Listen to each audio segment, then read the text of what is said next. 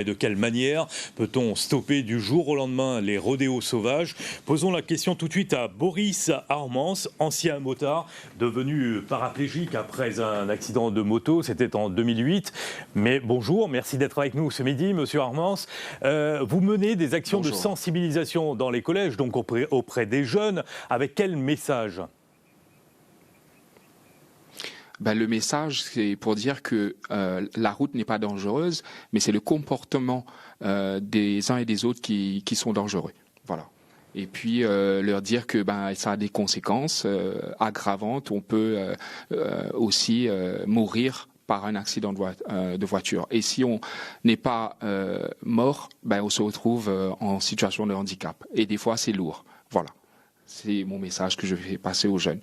Un petit peu... message un petit peu dur, mais c'est la réalité de la vie. Voilà.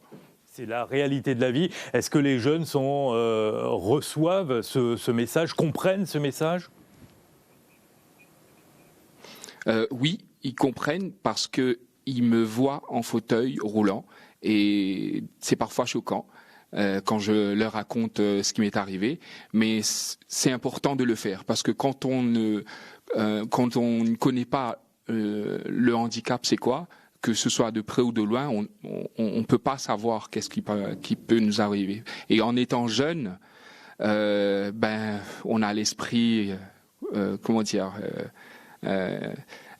esprit, de compétition, un esprit de, surtout les jeunes garçons qui veulent montrer qu'ils sont capables de faire plein de choses.